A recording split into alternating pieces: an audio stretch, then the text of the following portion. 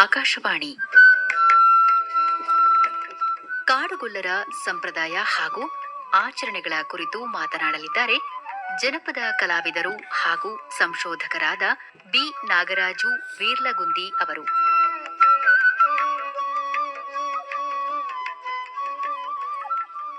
ಮೊದಲನೆಯದೇವು ಮದನಾರಿ ವೀರನ ಮದುಗಾದ ಗುಡ್ಡಾದ ಕಲಬೀರ ಮದುಗಾದ ಗುಡ್ಡಾದ ಕಲಬೀರ ಜುಂಜಪ್ಪನ ಮೊದಲ ಸೊಲ್ಲಾಗೆ ನೆನೆದೆವು ಎನ್ನುವ ಸಾಂಸ್ಕೃತಿಕ ವೀರರನ್ನು ನೆನೆಯುವ ಮೂಲಕ ಕಾಡುಗೊಲ್ಲರ ಆಚರಣೆಗಳು ಪ್ರಾರಂಭವಾಗುತ್ತವೆ. ಕಾಡುಗೊಲ್ಲರು ಕರ್ನಾಟಕದ ಒಂದು ಬುಡಕಟ್ಟು ಸಮುದಾಯ.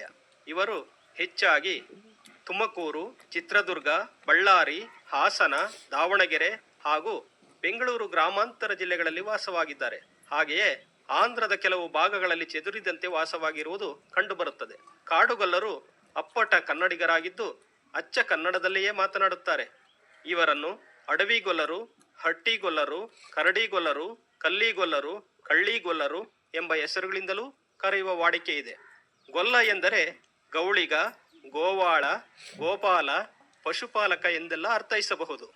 ಇವರು ನಾಗರಿಕ ಸಮುದಾಯದಿಂದ ದೂರ ಇದ್ದು ಊರುಗಳಿಂದ ಪ್ರತ್ಯೇಕವಾಗಿ ಕಾಡಿನ ಅಂಚಿನಲ್ಲಿ, ಕಾಡು ಮೇಡುಗಳಲ್ಲಿ, ಪಶುಪಾಲನೆಗೆ ಅನುಕೂಲವಾದ ಬಯಲು ಪ್ರದೇಶದಲ್ಲಿ ವಾಸಿಸುತ್ತಾರೆ. ಇವರ ಸಾಂಸ್ಕೃತಿಕ ಬದುಕು ರೂಪಿತವಾಗುವುದು ಕಾಡಿನಿಂದಲೇ. ಕಾಡಿನಲ್ಲಿ ವಾಸಿಸುತ್ತಿರುವುದರಿಂದ ಬುಡಕಟ್ಟಿನ ಸಂಪ್ರದಾಯ, ನಂಬಿಕೆಗಳನ್ನು ಕಾಣಬಹುದು. ಕಾಡುಗೊಲ್ಲರು ಬೆಳಗೂ ಬೈಗೂ ನಿಸರ್ಗದ ಮಡಿಲಲ್ಲಿ ಬೆಳೆದವರು. ಇವರು ವಾಸ ಮಾಡುವ ಸ್ಥಳವನ್ನು ಹಟ್ಟಿ ಎಂದು ಕರೆಯಲಾಗುತ್ತದೆ.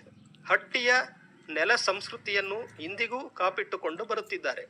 ಕಾಡುಗೊಲ್ಲರಲ್ಲಿ ಅನೇಕ ಬೆಡಗು, ಉಪಬೆಡಗುಗಳನ್ನು ಕಾಣಬಹುದು. ಬೆಡಗು ಬಳ್ಳಿಗಳಿಗೆ ಸಮಾನವಾಗಿ ಕುಲ, ಗೋತ್ರಗಳೆಂದು ಕರೆಯುವುದುಂಟು. ಇವರಲ್ಲಿ ಪ್ರಮುಖವಾಗಿ 3 ಕುಲಗಳನ್ನು ಕಾಣುತ್ತೇವೆ.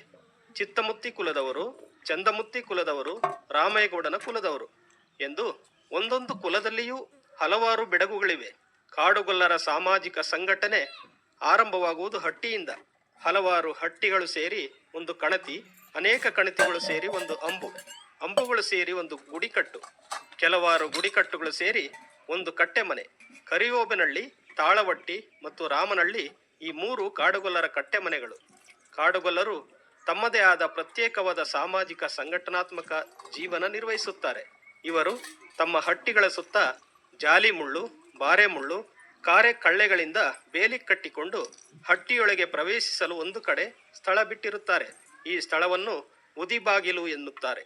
ಹಟ್ಟಿಗಳಲ್ಲಿ ತಮ್ಮ ಮನೆಗಳನ್ನು ಗುಡಿಸಲು ಅಥವಾ ಜೋಪಡಿಗಳನ್ನು ಬಾದೆ ಹುಲ್ಲು, ಹಂಚಿ ಹುಲ್ಲು, ಸೋಗೆಗರಿ, ತೆಂಗಿನ ಗರಿ ಮುಂತಾದವುಗಳಿಂದ ನಿರ್ಮಿಸಿಕೊಂಡು ತಮ್ಮ ಸಾಂಸ್ಕೃತಿಕ ವೀರರ ಆರಾಧಕರಾದ ಕಾಡುಗೊಲ್ಲರು ಹಟ್ಟಿಯ ಮಧ್ಯೆ ದೇವಸ್ಥಾನ ನಿರ್ಮಿಸಿಕೊಳ್ಳುತ್ತಾರೆ. ಈ ದೇವಸ್ಥಾನಗಳನ್ನು ಸಹ ಬಾದೆ ಹುಲ್ಲಿನಿಂದ ನಿರ್ಮಿಸುತ್ತಾರೆ. ಇವುಗಳನ್ನು ಗುಬ್ಬಗಳೆಂದು ಕರೆಯುತ್ತಾರೆ. ಇವರಲ್ಲಿ ಮೊದಲಿಗೆ ಅವಿಭಕ್ತ ಕುಟುಂಬಗಳೇ ಹೆಚ್ಚು. ಪಿತೃ ಪ್ರಧಾನವಾದ ಕುಟುಂಬಗಳಾಗಿದ್ದರೂ ಮಹಿಳೆಯರಿಗೆ ಪ್ರಾಶಸ್ತ್ಯ ಗೌರವವಿದೆ. ವಿಧವಾ ಪದ್ಧತಿ ಆಚರಣೆಯಲ್ಲಿ ಇಲ್ಲ. ಗಂಡ ಕಳೆದುಕೊಂಡವರು ನಿತ್ಯ ಮುತ್ತೈದೆಯರು. ಪತಿಯನ್ನು ಕಳೆದುಕೊಂಡ ಮೇಲೆ ಮಹಿಳೆಯರು ಗೊಲ್ಲ ಕಡಗವನ್ನು ಧರಿಸುವ ಪದ್ಧತಿ ಇದೆ. ತನ್ನ ಪತಿಯ ಪ್ರತಿರೂಪ ಗೊಲ್ಲ ಕಡಗ ಎಂದು ನಂಬಿಕೆ ಅವರದು.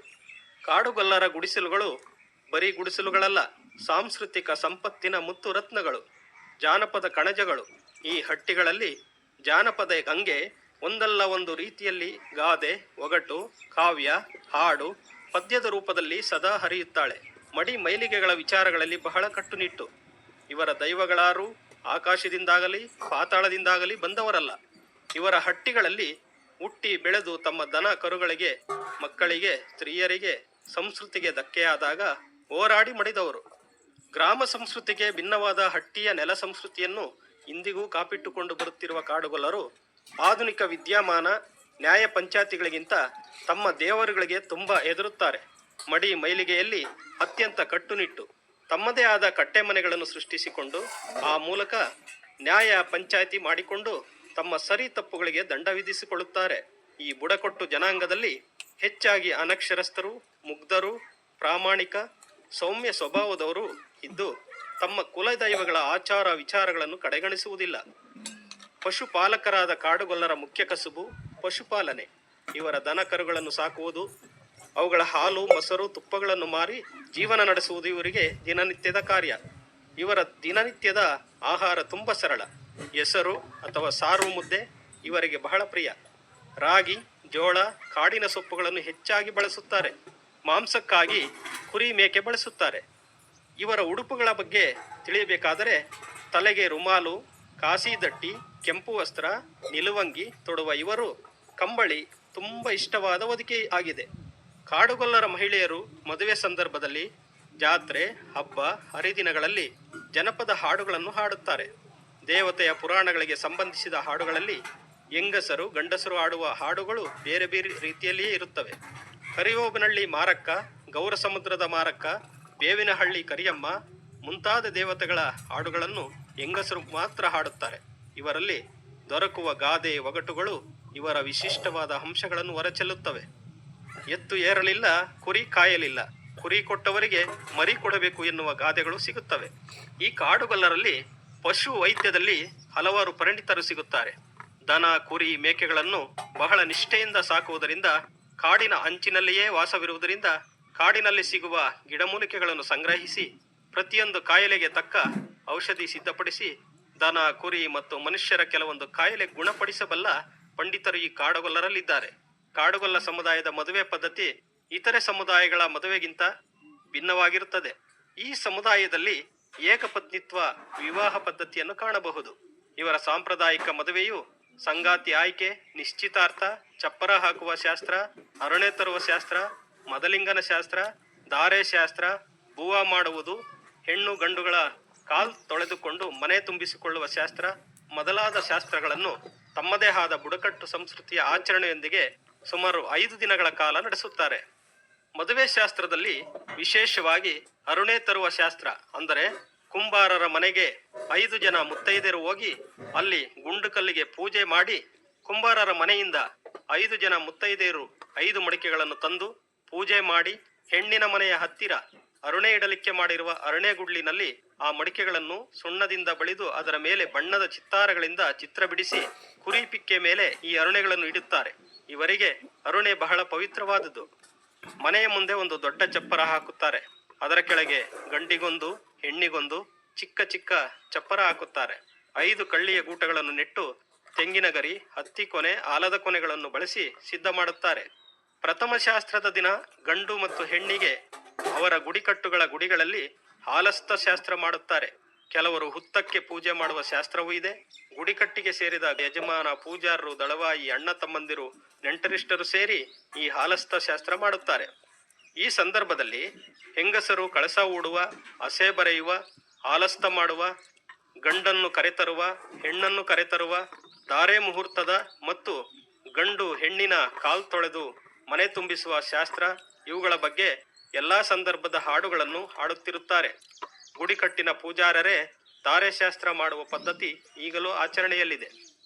ಶಿಷ್ಟ ಸಾಹಿತ್ಯದಲ್ಲಿ ಹೇಗೆ ಮಹಾಕಾವ್ಯಗಳಿವೆಯೋ ಹಾಗೆ ಜನಪದ ಸಾಹಿತ್ಯದಲ್ಲಿಯೂ ಸಹ ಅಲಿಖಿತ ಸಂಪ್ರದಾಯದ ಮೌಖಿಕ ಮಹಾಕಾವ್ಯಗಳನ್ನು ಕಾಣಬಹುದು. ಅನಕ್ಷರಸ್ಥ ಕುಕ್ಷಿಗಳೇ ಈ ಮಹಾಕಾವ್ಯಗಳ ನಿಜವಾದ ಕರ್ತೃಗಳು. ಪಶುಪಾಲಕ ಪರಂಪರೆಯ ಕಾಡುಗೊಲ್ಲರ ಸಮುದಾಯದಲ್ಲಿ ಜುಂಜಪ್ಪನ ಕಾವ್ಯ ಮಹಾಕಾವ್ಯವಾಗಿದೆ.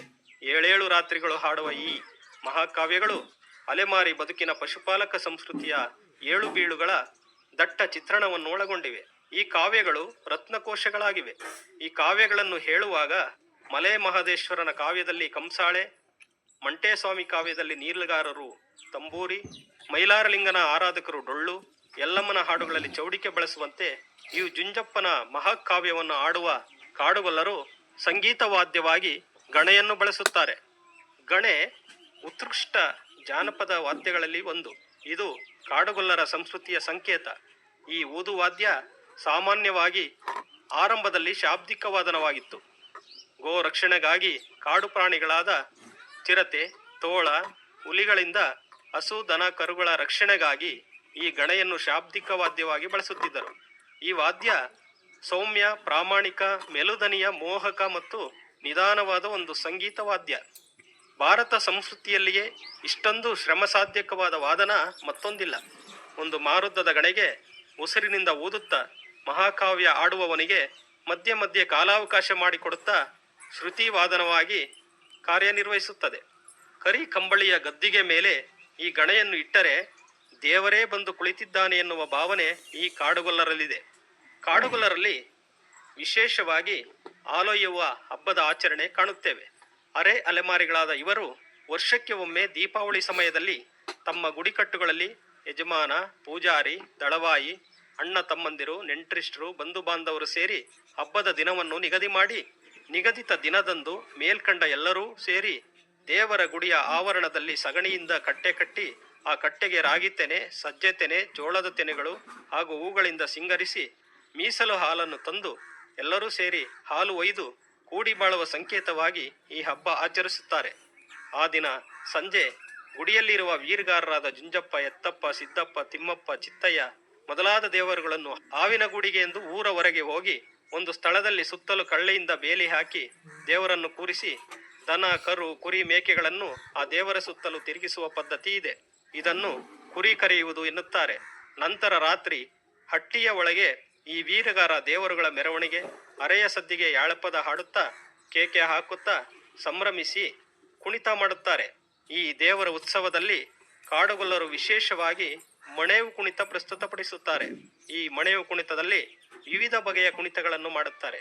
ಒಂದು ಬಾಗಿನ ಕುಣಿತ, ಎರಡು ಬಾಗಿನ ಕುಣಿತ, ಕತ್ತರಿ ಮಣೇವು ಕುಣಿಯುತ್ತಾ ಸಂಭ್ರಮಿಸುತ್ತಾರೆ. ಕೋಲಾಟ ಕಾಡುಗೊಲ್ಲರ ವಿಶೇಷವಾದ ಕಲೆ. ಹಬ್ಬ ಹರಿದಿನಗಳಲ್ಲಿ ಈ ಕೋಲಾಟ ಕಲೆಯನ್ನು ಪ್ರದರ್ಶನ ಮಾಡುತ್ತಾರೆ.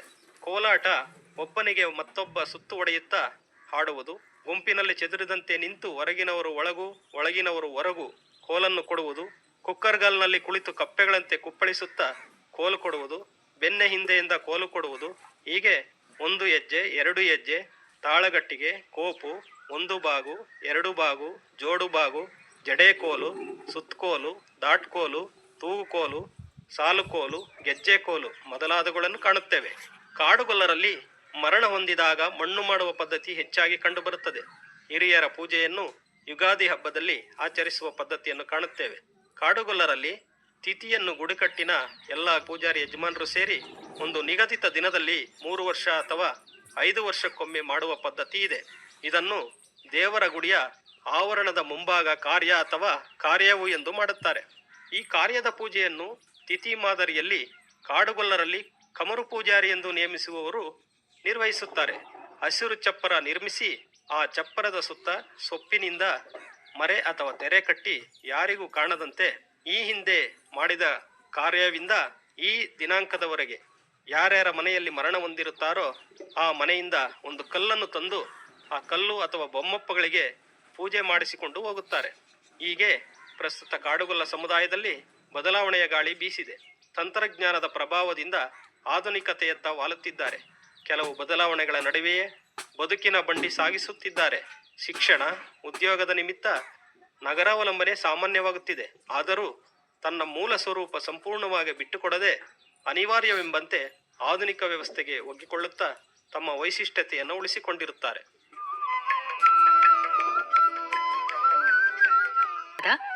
ಬಿ ನಾಗರಾಜು ವೀರ್ಲಗುಂದಿ ಅವರು